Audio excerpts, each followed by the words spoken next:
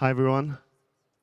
I hope you enjoyed the first day of our conference. My name is Rafa Maya. I'm a first-year MBA student here at MIT Sloan, and I'm so excited to present to you the last panel of the day, from NBA 75 to Basketball 100, the future of the game, with our panelists, Sue Bird, guard for the Seattle Storm,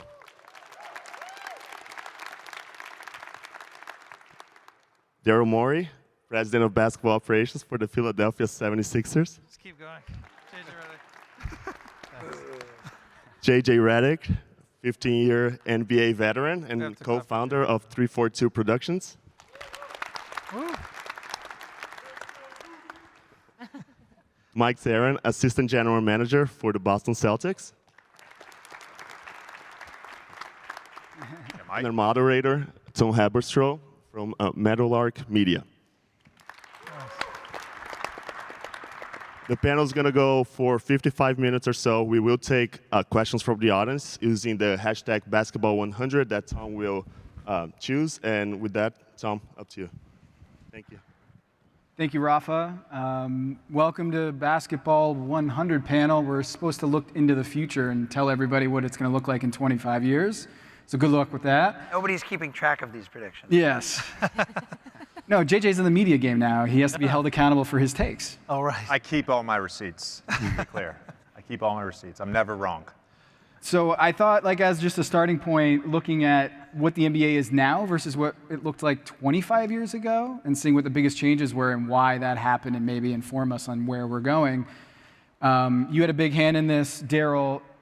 Three-pointers were 17 per game in 1997, and now it's 35 per game, a jump of 110%. Question is, Daryl, how much do you take credit for that? And why did it take so long for that to happen?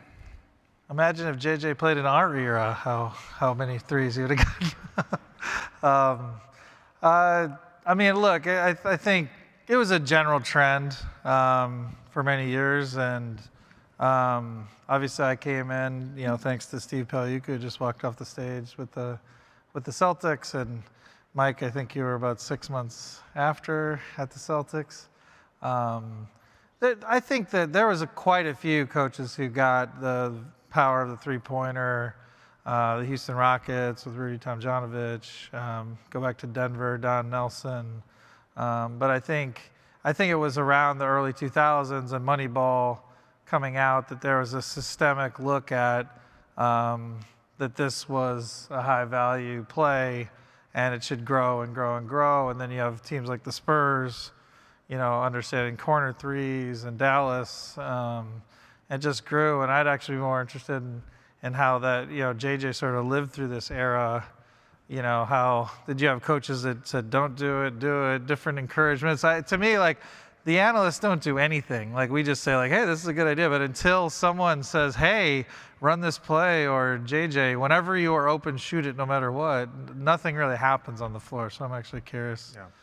How you've felt that transformation. Yeah, I actually like to tell this story. I told it the other day, so if you've heard this story before, I apologize. But when I was at Duke, this was when Peja was on the Kings. And Peja was one of the first guys that I saw shoot transition threes. And so Coach K would show me film. He really empowered me to do that as well. My very first practice, my rookie year in training camp, we're running a 3-on-2, 2-on-1 drill. Me and Carlos Arroyo were the two defenders. He gets the rebound. We're going back. I run to the three-point line on the right wing. He kicks it to me. I pull up. Nothing but net. Brian Hill blows the whistle. And he says, we're running for fucking layups. Sorry, excuse my language. And I said, that is my fucking layup. Yes. Did you actually say that?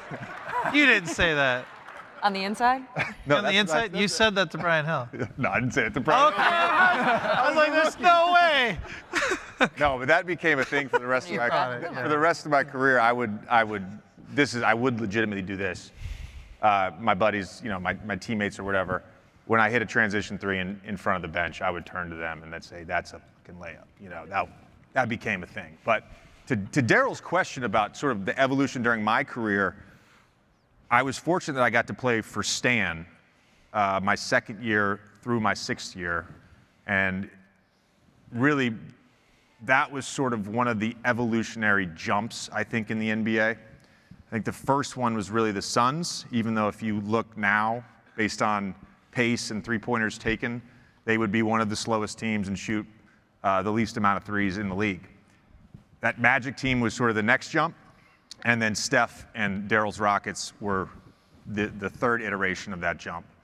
But how we generated threes was very different on the Magic than how James Harden generates threes, or how Steph Curry generates threes, or how Klay Thompson generates three. So I think that, to me, has been the biggest evolution. Is yes, we've seen this gradual uptick in three-point shooting, but how those threes are generated has been the biggest change. And by generated, I mean the percentage of shots that are taken off the dribble, step-back threes like James Harden, Luka Doncic, whereas with the Magic, a lot of those threes were created by playing 4 out, 1 in with Dwight on a roll, and then just playing ball movement till we hit a spot-up three. We're talking over there to the second most three-pointers of all time in the WNBA. Over there, Sue Bird. You play this long. You better get up there. How has the three-point shot changed over your career in the W? Yeah, well, interestingly enough, I'm listening to you guys talk. When I was in college, so it's, I got to college in 1998, so 98 to 2002, we were trained in transition. There was 2 acceptable shots, a three-pointer or a layup. That was it. And then I was allowed to shoot pull-ups. That was kind of, and Diana was allowed to shoot pull-ups. Like, there were certain people that if they were open, didn't matter where you were. But the rest of the team, threes and layups, that was it. So when I got to the WNBA, in full disclosure, there wasn't really a lot of conversation around it. By the way, we were still doing the high school line. When I first got to that's also why I'm high on that list. 1909. Yeah, it was still the high school line. A year or two later, pushed back to the international line. What was the international line? Now we're at the new international line. But yeah, there wasn't a lot of conversation around it. It really wasn't until, I would say, 4 or 5, probably because of you, 4 or 5 years ago, where WNBA teams you started to notice were really focused on it. And then for me personally, in 2018 when we won, that was a team where we were built around three-point shooting. Some of it had to do, and I've mentioned this before at this conference, with Jenny Busek. She's now an assistant with the Pacers. She was our head coach. She put an emphasis on that. And we were able to start drafting people, and it became like, are they good on defense, or are they good three-point shooters? We were always taking the three-point shooting. And we led the league, and we did well. We ended up winning, and it was all revolved around that. And now I'm just a huge believer in it. It's not that I've bought in completely, but you need it. It changes everything. I've always advocated, just from the numbers side, that Steph Curry should take 20 three-pointers a game because of how efficient he is. But as a guard who takes a bunch of three-pointers, is that exhausting more than analytics or analysts like myself who are just looking at the math and the spreadsheet says Steph could shoot 20 of these and it'd be better for his team? Is it exhausting in ways for Dame Lillard, yourself, and Steph to just shoot that many threes in a game? I mean, we're probably more similar. I'm not really shooting. I'm not doing step backs. Yeah. Not my bag. I'm sure it's exhausting for them. I would imagine it would be very exhausting. For me, my stuff comes in the flow of the offense. I'm able to they can't leave me, right? So I'm able to just spread the defense, let the other players do their thing, and then I'm there to punish if needed. So no, it hasn't been exhausting for me. But is a step back three that much harder than chasing a guy around a screen? Yeah, the way you played must have been at least as tiring as taking step back threes. You run all around 5 times and get 1 shot. No, I had to be in pretty good shape to do what I do. Tom, it's a great question, and I'll share a brief story. My last year in Philly, our analytics guy came to me, and the previous season I had shot low 50, 51%, 52% on mid-range pull-ups, which I had done for now 6 or 7 years. And I think the previous year I'd shot 42% on threes. And he said to me, if you do sidestep threes and take the mid-range pull-up out of your game, here's what you would average. Here's what your points per shot would be, which is great on paper. But you get in a game, and all of a sudden you're taking harder threes. So I think there's a point of diminishing return. I think about a basketball possession in this way. How do you generate a good shot? And I watch some teams play that have a really strong emphasis on three-point shooting. And guy gets run off the line, he dribbles in the paint, the layup's not there, he kicks it. Guy gets run off the line, dribbles in the paint, layup's not there. All of a sudden, it gets down to 2-3 on the shot clock, and you're taking a bad shot. Sometimes, in a possession, the best shot is that pull-up jumper. Now, a lot of guys don't practice that pull-up jumper anymore because a lot of teams are telling them what they told me. I shot 39% that last year in Philly. It was like my only time in my last, I think, 5 or 6 years that I shot under 40%. But like, how tough were the sidestep threes? They're way harder. But like, how hard? Like, what were you shooting on? I don't know the exact percentage. But to Steph's point, like for Steph to generate, and Steph makes shots that no one else can make, but for Steph to generate either on the ball or in movement off the ball a three-pointer, it requires so much for him to generate a good shot. And it's just, that's hard to do 20 times. It's amazing that he does it 15 times. Yeah. I don't realize because I'm not Steph, but I look at the spreadsheet. I'm like, man, I mean, he shoots at such a high percentage, and why is he taking these two-pointers or long twos or whatever? But it reinforces the point that the game is not a spreadsheet and analytics. Like, even though the numbers say do this, it's a lot harder to execute in the game. And I'm wondering, like, in 25 years, is there something in the box score that's going to be 110% higher than it is right now? Steals. Well, you're not accepting my answer. You're like looking at me like, What are we going to like? that is in the box score. Yeah. It can go up 110%. Why do you say steals? There'll be more aggressive defenses. Yeah. Better coaching or just the athletes? Shift in approach. Yeah. Offensive rebounds probably won't be 110, but that'll be I up. was thinking rebounds. Yeah. Offensive rebounds. More long gonna be distance up. shots. Offensive rebounds will be up. Steals will be up. Yep. When you look at the future also, like the three-point line, a lot more three-pointers, but I advocated for a four-point line because I think we want to see the best athletes at shooting the basketball do things in ways that raises the bars. Like Steph Curry, the clip of him at pregame just shooting one step further back and one step further back all the way to the half court and doing it and making every shot. Part of the reason why that was amazing is not just that he shot 100%, is part of it is just he was shooting from so far away. How do we incentivize those skills and rewarding that? Is a four-point shot, four-point line, like let's call it 32 feet away from the basket. What do you think that would do to the NBA game? We're keeping the three-point shot where it is and then adding a four-point line. JJ? I think the people that complain about today's NBA would yell even louder into the microphone. The former players in the media will be fine with it. They'll just Yeah, embrace right. it. You're screwing up the media, by the way. You have intelligent conversations on the air, and you're messing up the whole game, JJ. I appreciate that, Darren. Here's my thought on the four-point line. So I don't like the idea of it. I also think that there's limitations physically for nearly every basketball player. And the three guys that come to mind that would probably do well with the three-point line, two of them shoot a push shot on the way up because they're smaller and they have to. And the third shoots a palm ball, which is not taught. You're not taught to shoot using your palm. You're taught to shoot using your fingertips. So there's three rarities there of guys, and I'm talking about Trae Young, Steph, and Dame. Like, there's three rarities there of guys shooting the ball. Like, that's not how shooting is taught. How shooting is taught, it's very actually difficult if you're shooting a jump shot and releasing at the top and putting arc on it. It's very difficult physically. And you can train all you want, but there's limitations to shooting 40 foot. But isn't that what they said when the three-point line was introduced? Is it just like, that's too far away, that's going to hurt the game? I wasn't around then. I was 3.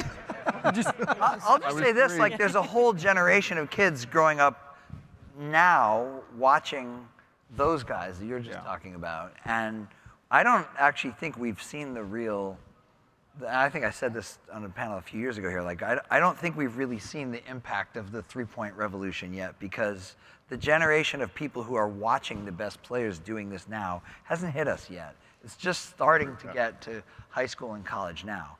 And so, there's going to be a lot more good shooters in the future. I'm pretty confident of that. Doesn't that empower the smaller guards or guards in today's NBA? Like the long distance three-pointer? Well, the 3-point line should be farther back, and then so your 4-point line should be way I was thinking farther back. just one. If you want to call it a 4 or 3, just move one back, have one. Maybe call it 4-point. What do you do with the corners? That's the problem. Oh, Right? yeah. We'll just cut it. expand the court. You lose revenue, Daryl. Red- You know owners are Find never me an gonna go owner for who that. wants to do that. But you don't.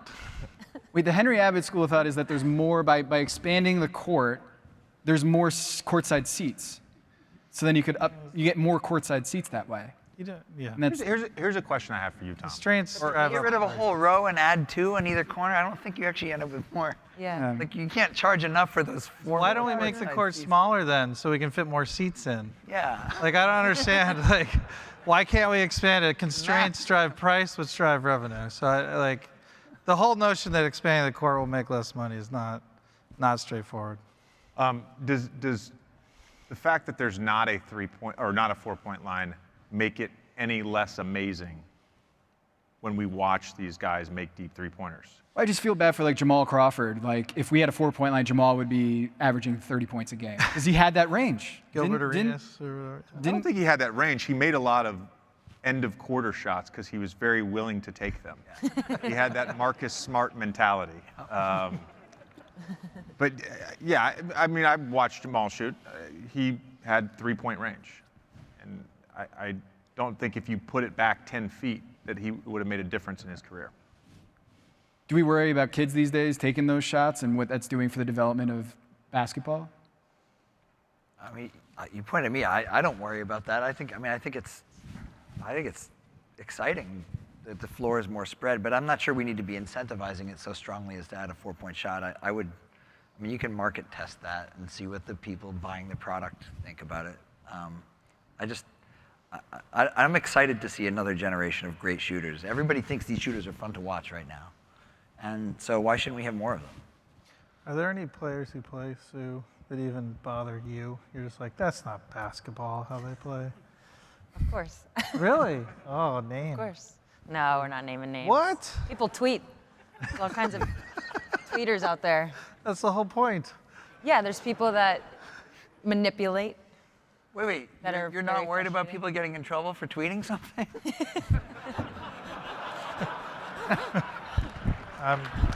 Wow, big silence. No. Wow. But there are some Yeah. players you They know how to manipulate things. It's is more. that? What That's do you more mean by so. that? By that, I more so mean like the refereeing. Oh. They know how to. I personally feel that the WNBA, because we're a little bit of a stepping stone. Like every time I turn on an NBA game, I'm like, oh, there's 2 WNBA refs out there. What do you know? They got plucked. Oh, That's do kind of they- like the like. Wait, the you're farm telling me system. they use you as a farm system? What do you know? Oh my. Yeah, who would have thought? Yeah. So our referees are constantly learning it's not that they're bad, like genuinely, it's not that they're bad. They're just, there's always a new crop and they're always learning the league, which is a big part of reffing. It's knowing players, knowing the rules well, that kind of thing. So I feel like but our players stay the same. The rules don't change, our players stay the same, and there's certain ones that just know how to manipulate that. Well, not saying that you are saying bad things about them manipulating, but which players do? I'm actually curious. Like, Yeah. What are you trying to do to me here, Daryl? I'm trying to I think understand. I have 1 year left. Just let me have it in peace. Oh, next year. Yeah, next year I'll come back and I'll the name book na- I'll comes name out. names. The book comes out. I'm naming names. 25 years from now, though, officiating is going to be really different, I think. How so? Well, a lot of these things will happen automatically. There won't be people making a bunch of the calls that get made now. Not all of Will them. there be referees? Yeah, absolutely. One referee on the floor? No, I think I mean, I mean, maybe there are different perspectives on this, but I think so many of the calls in our game are really subjective that you're going to need to keep having human refs, but not the ones where it's like, did the ball hit the line or not? We should just know that. Goaltending. Goaltending, that one. Like, how are we not doing 5-second calls, like ball out of bounds? That's not automated already. There should be a timer and a buzzer. Why How have is that 5 possible? second calls? You have 24 seconds. So you got to like they should just start the clock and get the ball in. Like, I hate backcourt violations. Those are dumb. Like, you have to shoot in 24 seconds. Daryl's about offense. What? And I agree. Yeah, you got this one bit of time. Yeah, you just got to shoot Do in all the 24. Like, you're not going to stay in the backcourt. Like, why do we need this 8-second call? Like, I think that was invented before clearly when the peach basket was up. That makes no sense. So, yeah, we have a lot of anachronist rules that I want to get rid of. So in 25 years, 2047, Mike, what is going to be the biggest issue you think that the basketball world is going to face? 2047? I think the biggest issue that we'll face is going to be people altering their bodies in different ways. I think we've seen the start of it with steroid issues. There's this discussion around transgender stuff. There's more on that in the panel tomorrow. But I think these discussions will seem tame relative to the ones that will happen in the future when it's very common for people to do things, sometimes from a very young age, sometimes prior to birth, to alter the way their bodies work. And so I don't know if we're talking about implants or... It's like a Black Mirror episode. Yeah, this is like Gattaca. I'm Gattaca? What do we do? No, but yeah. So like, at what point, you know, I mean, we're worried about, there's always going to be more steroids, but it's going to become more and more common for people to do sort of different biological things to yourself. Yeah. What if you make someone really, really tall through some mechanism in the future, gene manipulation or whatever? Is that legal? You know, we'll be worried about who's playing. That's what I think. But that's a ways off. I don't know, 25 Like years. something I thought, it's kind of in the same breath, but not really. As an older athlete, I'm like, wow, if what I was doing now, and then of course we've got the Tom Brady's, LeBron. If what I was doing now, I was doing at 15, 16, it's like, would I be able to play to 46, 47? Obviously, I know it's this way in the NBA, it's this way in the, like, youth kind of rules in a lot of ways. There's like this, a youthfulness, it kind of can, it takes over at different points. But what if you're 40 and you're youthful? So you have the experience and you've kept your youth. Yeah, we may Is get that good gonna at slowing change aging. the makeup of all these leagues? That's something that I think, I always joke, now that I'm 40, I'm like, oh, 40 is the new 30. But I'm kind of like, I mean, if this keeps going and all of a sudden I'm 45, 46, 47, and I'm still able to play, but I have this experience, I feel like that player's the perfect player. In a year, we just developed a bunch of mRNA vectors to get people's cells to make a protein. Like, who knows what proteins we'll be training people's cells to make? That's serious. But like Tommy John surgery, same thing, is just like, that's accepted. Right. LASIK surgery Right, so, is accepted. but there's going to be a debate about each one of these things that happens, I think. I don't know. You're asking me what's going to happen in 25 years. Yeah. Well, I'm saying it's already you're right. It's already beginning. JJ, would you, if you found out that there was an ethical way to get, 5 inches taller in high school, and suddenly you're Dirk Nowitzki out here? I never wanted to be taller. I just wanted to not have alligator arms. That's really, truthfully. I've heard that helps That's like a shooting, badge of though. honor. If doesn't there was a pill that I could take that would give me a better wingspan, I would take it. I've been told that helps shooting, though. Does that actually help shooting, you think? Short arms? Yeah. I don't know. I think hands do. Release? I think Smaller smaller hands are better. I have normal sized hands. I can grip a ball, but I don't have Shaq hands, when I shoot with my kids, I always think that, because they use a smaller ball. And I'm like, this feels what would really weird. I do that when I stand on bleachers, and you're kind of by the rim. I'm like, oh, this is what Shaq feels like? No wonder. Like, no wonder he misses. It's a line drive. Gotta be. That's why underhand is Yeah, it's, better. bring it back. So in 25 years ago, of the top 50 scorers in 1997, only 4 were born outside the United States. Oh, yeah. And today that number is 13 in the top 50 scorers in the NBA. Joel Embiid, born in Cameroon. Where do you think the next wave of NBA players, underrated place that they're going to come from in 25 years? Obvious answer is the Asia countries. I know Yao Ming's done a lot to boost Chinese basketball, and India doesn't have a similar development that I'm aware of. I mean, they're obviously the world's more global, but I think if you just get courts everywhere, that's what Yao Ming's initiative is. Well, with the NBA, I should say, to get more courts in China. Yeah, they were building 10,000 courts in India, too, the league. Okay, so there you go. And Well, at India least as well. Thank pre-pandemic. you. I don't know what's happening now. And it'll take time, and it might be 25 years, but there will be, just like U.S. soccer. It'll be for my whole life. U.S. soccer's coming. Well, it's finally here. Like I just at a panel, people think we have good U.S. soccer players. It took till I was 50, so yeah. Did you feel that, JJ, at all? Is the international growing of the NBA game over your career? Truthfully, I never thought about it. I mean, I grew up watching Michael Jordan, and I understand the impact that the '92 Dream Team had, and that wave of European players that came over in the '90s and really set the table. Again, like in anything we talk about this in society all the time. You need representation, and we're seeing more and more countries and places across the globe being represented in the NBA. And once you see representation, then it gives you hope, and it gives you something to aspire to. And so I don't know where it will come from, but I think the trend will continue. And I've noticed this.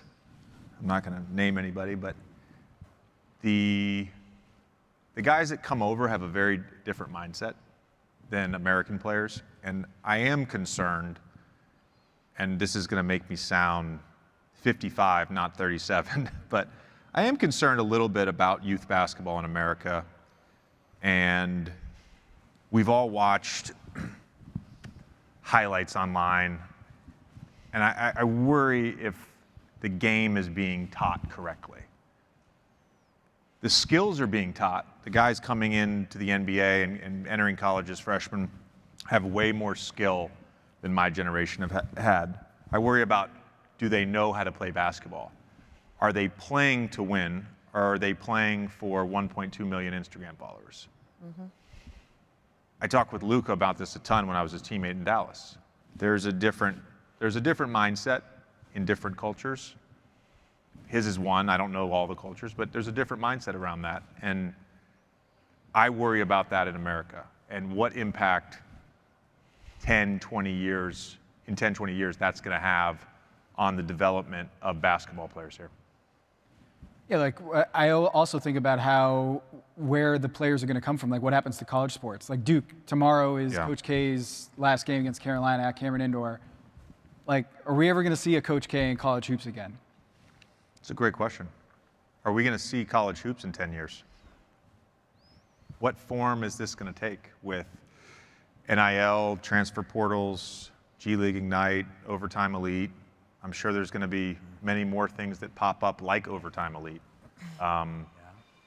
So, unless, and I know we talked about this backstage, and you're going to take the opposite approach as me, but unless you're going to incentivize people to go to college, and unless you're going to treat them like men and treat them like professionals, if I was coming out and I had an opportunity to go make whatever, I probably would take that opportunity. Yeah, I'm not sure. I'd take a contrary approach. I mean, I think the big worry for college basketball is the next Supreme Court case. This one sort of said NIL should probably be legal and the antitrust laws apply, but the plaintiffs in this case that just happened last year said we're not challenging the NCAA rule that athletes can't be directly paid by the universities. I think there's another case coming where someone will challenge that, and then what does that? And then you can all watch the women's tournament. Yeah. We'll be there. I just don't know what does that world become looking like another professional league? What does it look like? I don't know. Does it make it easier for you as a GM or president of basketball operations, Daryl, the idea of coming out of college, watching 4 years of college versus like watching G League Ignite or watching LaMelo Ball in Australia? Like, do you have a preference of where these prospects are coming out of to get them ready for the NBA? I think at this point it's slightly better. We want them coming through higher variance paths, so ones that are less predictable is probably good for us in that. What do you mean? We're picking later.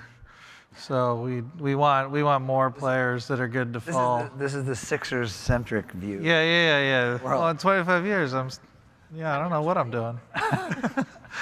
Does that make sense what I'm saying? College is like, we sort of know. It's like not even basketball really, but it's, but anyone who watches college, it's like so bad. It's like, you have to like map your brain to what they're doing. It's a different form of basketball, Daryl.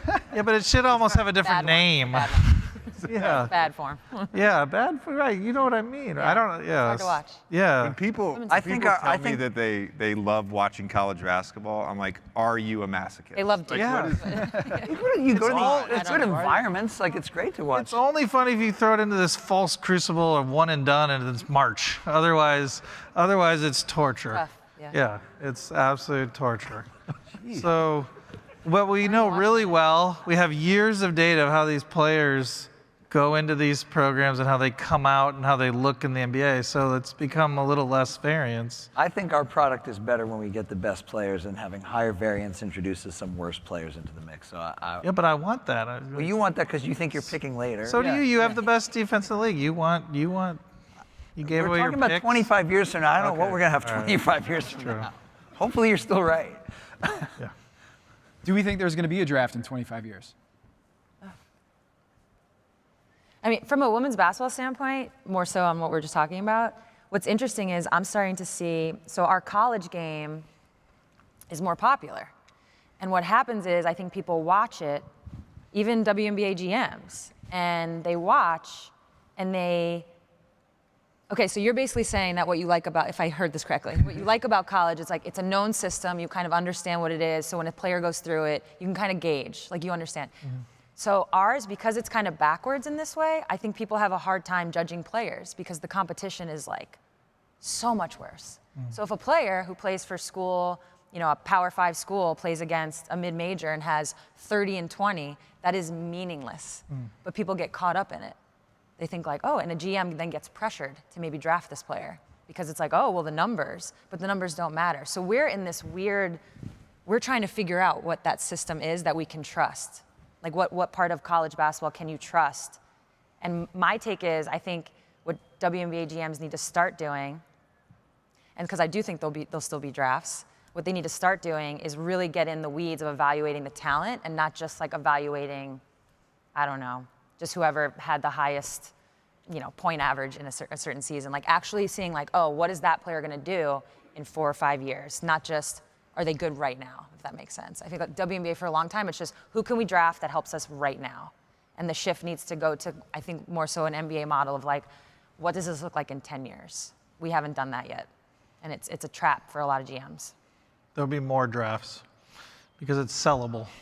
So like Free agency is like, I mean, when a high Anything school that player they picks their team, like Yeah. they're going to play in college and commit to, that's a huge event. It's entertainment. So they'll come up with other ways to sell the entry into the People league. who own NBA teams will want there to still be drafts. Of course they do. So there's still going to be drafts.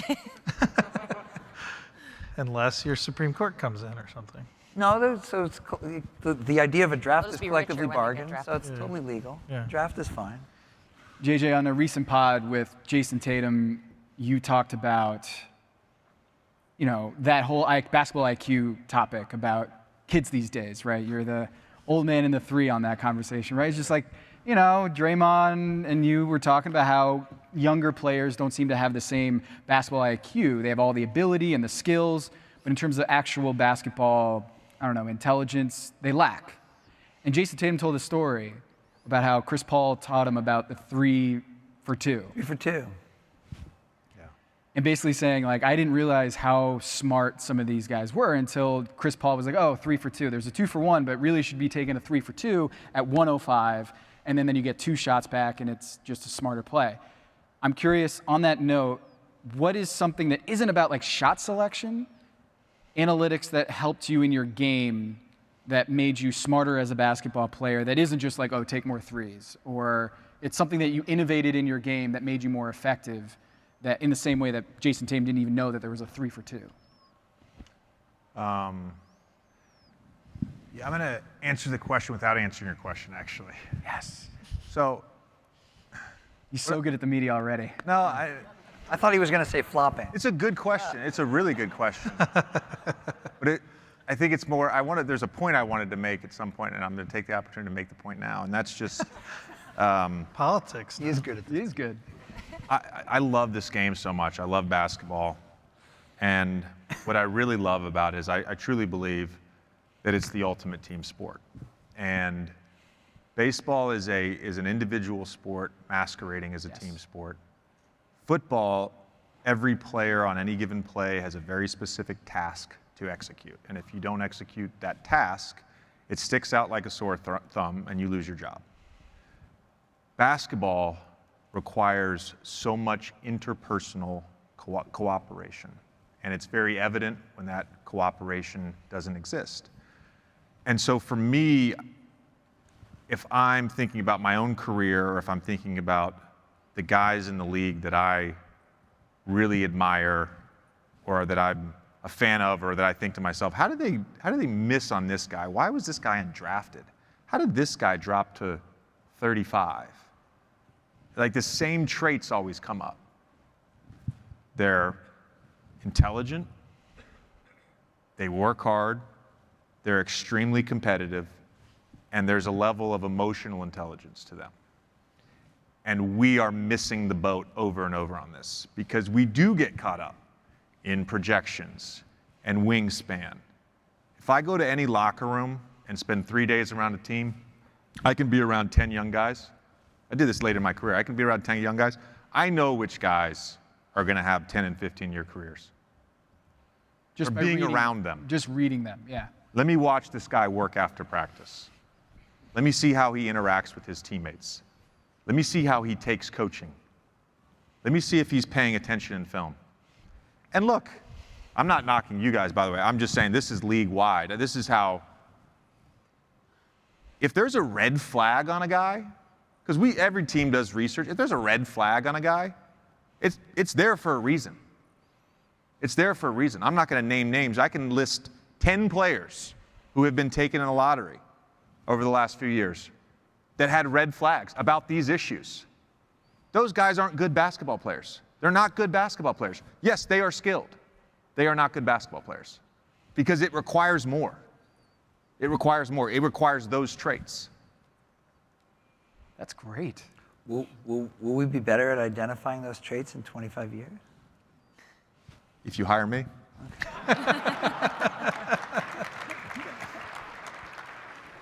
Why are we not getting him to name names? I tried. No, actually, there's Who are the 10? somebody sent me a study on this.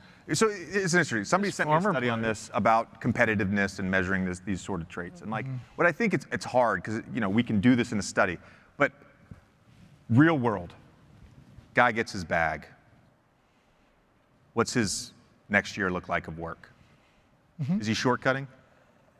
Guy gets his bag. Does he stop being a good teammate? It's really, really hard to predict those things. It's really hard to predict those things. They're also 19 years old. So if you remember yourself at 19, we're trying to figure out who they are, and they don't even know who they are themselves. Yeah. So yes, another challenge. Yeah, 100%. 100%. No, I'm admitting that there are major challenges in this, but I knew at 19 that I was a competitive fuck and a total dick. Everyone else knew that too. Yeah. You went to Duke.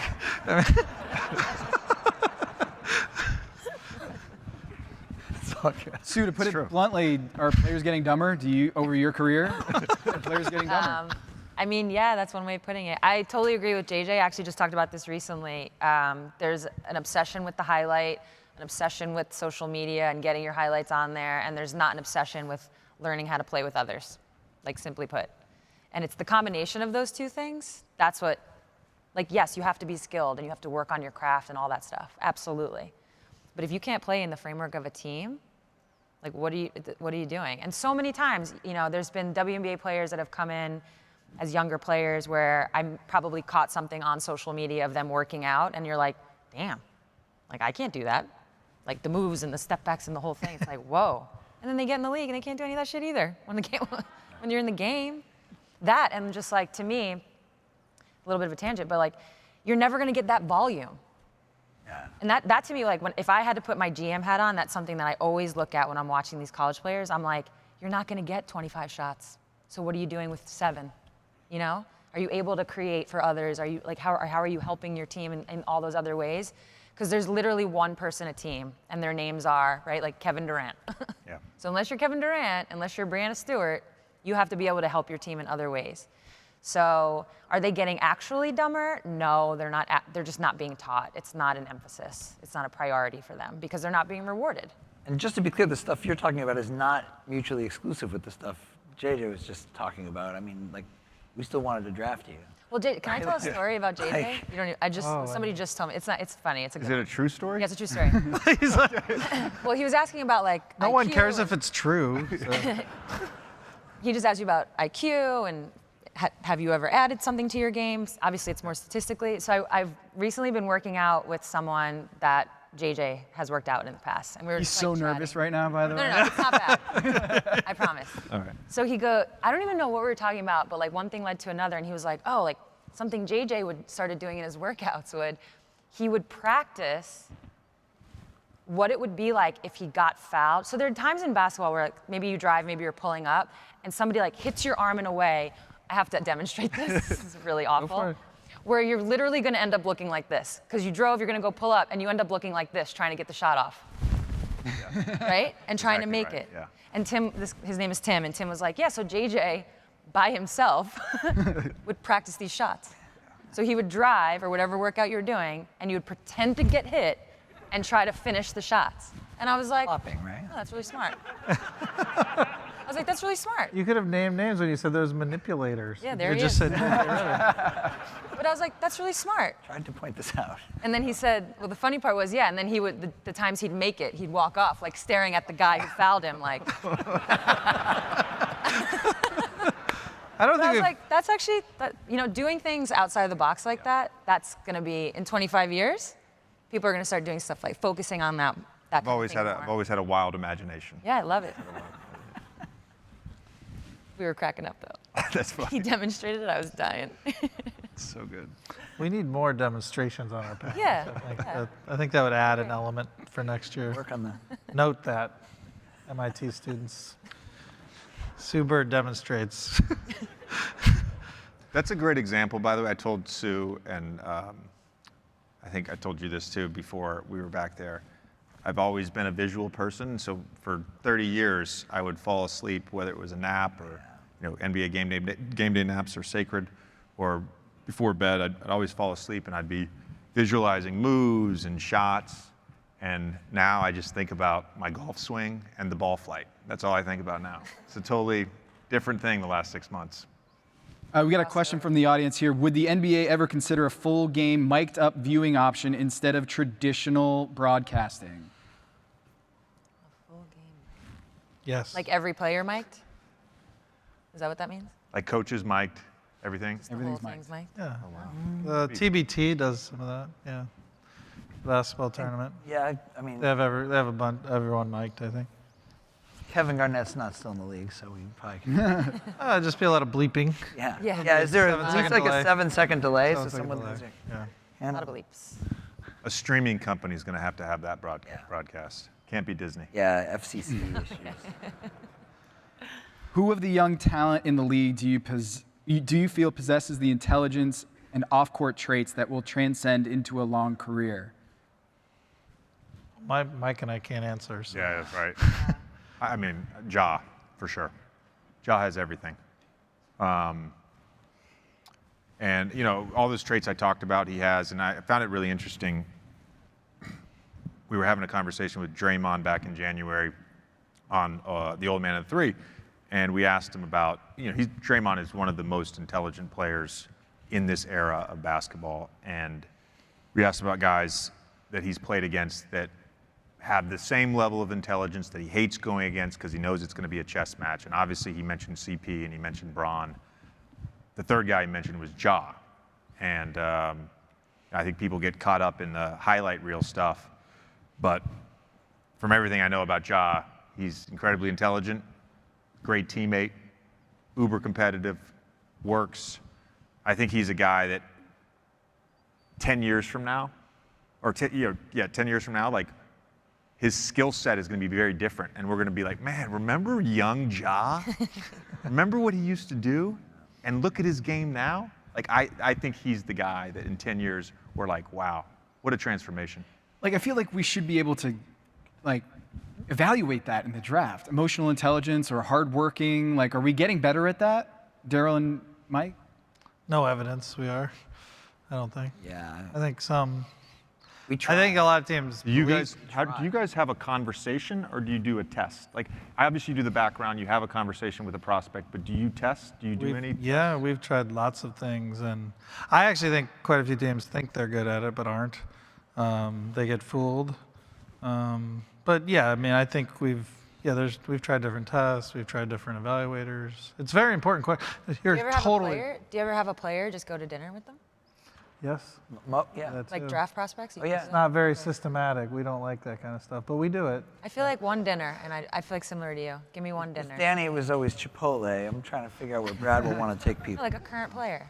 Well, that you so trust. so Or a former again, player. There's a lot of the I- data would say for every very charming person where you feel like you could predict this, there's some less skilled guy who only made it because he has those skills and then also can't make it far enough. But anyway, sorry, Mike. Well, it's just like I think these things are pretty high variance too. So, you know, even if you're good at saying who someone is at the time you draft them, people do change on these skills over time. 100%. So it's hard. It's really hard. Draft is so hard.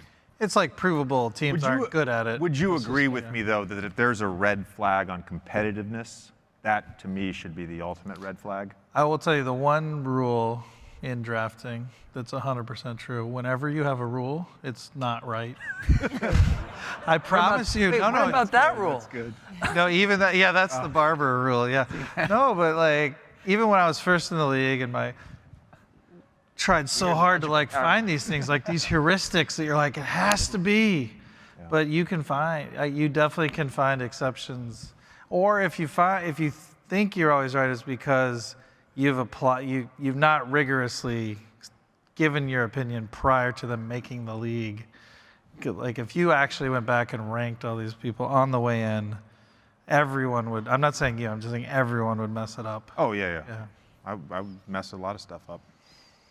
Sue, what I are your have a- thoughts on the Commissioner Cup? Can I tell a quick Oh, story? yeah. I'm sorry, I have one last Are story. you going to get back at her? No, Sue's story about taking a person to dinner. So I actually, very seriously, I got a DUI 10 days before the draft. It was low point in my life. I'm in jail. You know, they took my shoelaces. It was awful. So no one should have drafted you based on Basically, your and I had a rule. herniated disc in my back. Yeah, I had a herniated disc in my back, and I couldn't work out. So I got out of jail, obviously, and Orlando really wanted to meet with me because I hadn't worked out for them because I had just done my West Coast trip or West Coast workouts before, and so I went down to Orlando. I met with Brian Hill, Otis Smith, Dave Twardzik, who was the assistant GM at the time. A great conversation. It's like a 3-hour dinner. It gets to the end. They still haven't asked about the DUI, so I kind of just bring it up. I'm like, the guys, can we talk about this? Like, you know, I realize how serious this is. And Dave Twardzik said to me, he goes, "So, what'd you drink?" And I was like, I don't know. I think I had like 5 or 6 drinks. It was so stupid, and then I got behind a wheel. And he said, "No, I mean, like, what'd you drink?" And I was like, I don't know, a couple vodka Sprites, a couple games of beer pong, and then I shotgunned a beer right before I left. And I'm like, I can't believe I have to admit this to a GM.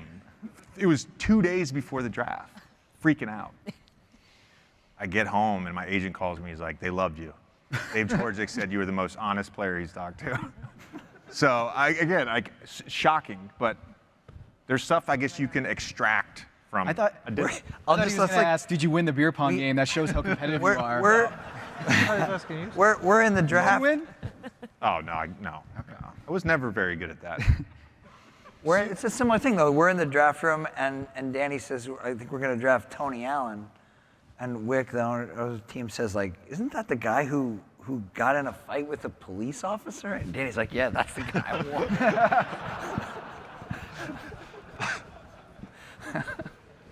That happened. Sue, you, what are the panel's thoughts? But I want to start with Sue. The in-season tournament. Mm-hmm. What are your thoughts on it? And Daryl and everybody else, should the NBA adopt the in-season tournament? I mean, we won it, so I love it. That was a nice little bonus. Okay, so for us, what I really like about it is, yes, the money and the motivation, if you will, but we don't have conferences. So I think one of the main reasons for adding this was, yes, it's now like an entity that they can go out and sell and hopefully get sponsorship for, which will help our league immensely. But it's also, we now have East and West rivalries because we play all the West teams twice. The first home game and the first away game. Does that make sense? Yes. The first time you play each, they're Commissioner Cup games. And so point is, you get a West and East, and hopefully now we're going to start some rivalries, and there's going to be competitiveness in that way. What was fascinating, though, was not a lot of women in the league took it seriously at first. We did. We knew every single time there was a Commissioner Cup game, we were focused. If we won that game, we'd be in the huddle after everyone, like, yep, 2-1 in the Commissioner Cup, let's go. And I don't think other people realized it until like a month or two into the season. So now it'll change this year because they saw what happened in the money, and I think people are going to start focusing on it more. But at the same time, I never felt like it took away from any regular season anything. Like, it didn't take away. It's only additive, in my opinion. We also won the mid-season tournament. First one this year in the G League. So Congratulations. I'm very proud. Yeah. No, you didn't know that. All of our players got called up because of COVID. We were. See, It's competitive. everyone in the league is so competitive. You could just make anything up. I mean, we all know Chris Paul would do anything. Competes on every level of everything. So no, I think for sure. Like I said actually seriously on the draft thing, anything that's sellable, we're going to do more of. And obviously Europe's taking the lead on these mid-season tournaments, and they're great. And it allows the marketing department to come up with creative things of rivalries or city cups and all these kinds of things. And yeah, they'll feel artificial maybe at the beginning, but then in 25 years, Yeah. people are going to be fighting over these things. So, Would you like that, JJ, as a player?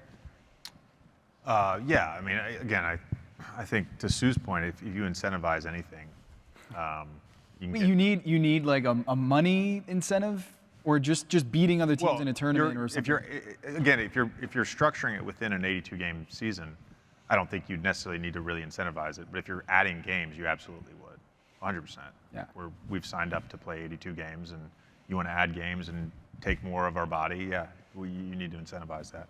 I was wrong, by the way, on the play-in. I thought it was a terrible idea, and I love it. And You and LeBron. Yeah, I thought it was. I didn't publicly say whoever needs to be fired or whatever he said, but I just didn't. I didn't like that. My issue with it was Still employed. There's certain years. My issue with it was there's certain years where, and we may see this in the Eastern Conference this year, where a team goes 48-34 and gets the 7th seed, and I don't necessarily think we should make them go they earn their playoff. So if there was a way to cut it off based on like a certain winning percentage or a certain record, I think that's a better structure. But the play-in thing itself has been amazing. It's exciting basketball. It gives the teams that got a 1 or 2 seed an extended break, and really it's hard now if you're trying to tank to really tank, because they somewhat de-incentivize the lottery. And now if you're sitting there in 11th place, you can tank. There's ways to do it, but you can't really go all in. That's a hard sell to your fans when you're sitting, 64 games into the season, you're only 2 games back of that 10 spot. Probably change the transaction market some too. There's more teams 100%. Yeah, that's a great point. Still trying to, improve for it. some teams, it's their only goal is to make the top 10. I won't comment on that. We might be thinking of some similar teams. Fan question here. The playoffs was a war of attrition with many starts succumbing to injuries. I like this topic. Okay. Do you expect the NBA to shorten the regular season over the next 25 years to prevent this from happening again? Daryl, you got in some hot water about this. What, 58 games? You're advocating for a 58-game season, 1 home, 1 away. Why don't we have Do you retract your statement? Do you double down shortening the season? I think we need to hear from Sue Bird. I'm not sure I have an opinion on this. I don't really, to me, it's like it's going to come down to financials now. Isn't that why you have 82 games to begin with? So I just don't know. I mean, honestly, I don't care. Well, player bodies, that's the most important thing. Yeah. So we should have 164 games? I guess. Okay. 40's the new 30. Players can play. No. Yeah, I think the happy medium between the money and the saving of the player's body is probably where I would land. Whatever number that is. I mean, this is a topic that like there's a financial incentive, right? And so I don't know. I don't. It's not something I've ever felt strongly about. I think one of the things I like about the NBA is the best teams win every year, and one of the reasons for that is we have 7-game series. It's not as random. The game itself is not as random, but also we play a really long regular season, and you really get to know by the end of it who the best teams are. So I'm not sure that's good for business. Like more randomness might be better for business, but there's a purity to it where like you got to really be the best team. You like that because you're at the Celtics and you've won 18 times or how many times. I like that because I'm a fan and I like to see the best teams win too. But I think the shorter a season you have, the less that will be the case. So for sure, there should be more randomness in the NBA. It's probably better for the product to have more randomness. I think that's probably right. There we go. What does leaving the game better for the next generation mean to you, and how do you envision it?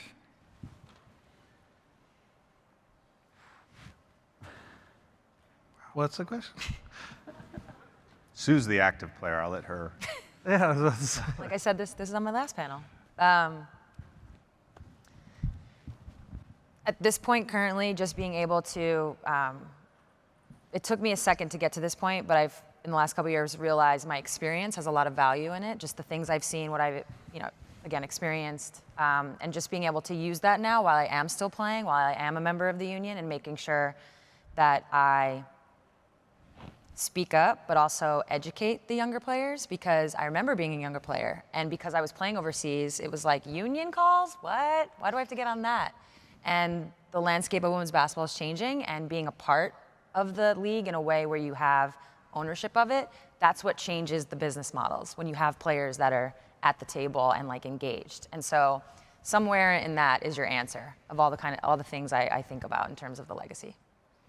We're running up against the clock here. So thank you everyone for your questions. Thank you to the panel. The last question before we go is LeBron James going to be still playing in 25 years? JJ, you got to have a hot take here. I'm going to say no. I will say that because our elite players are such a difference from even the average player, way more than other sports, that I do think the top players are going to play longer and longer and longer. So I would expect lots of records to be broken, lots of things for the media to talk about. It'd be nice for Harden and Embiid too. Why do you point at me every time you say? I know. JJ's now just. You're the media now. You got a podcast that's very popular. Old Man and the Three, awesome. You're on ESPN. Come on. You don't see yourself that way yet. No. A few more hot takes, you'll be there. It'll just. Am I really giving takes though? That's why I like your intelligent takes. Yeah. You're not as quite into the dopamine hits of saying absolutely crazy stuff. That's just the tiniest shred of plausibility. So everyone. Takes? All right. No. Couple. All right. Thanks, Tom. Thanks, guys. That was fun.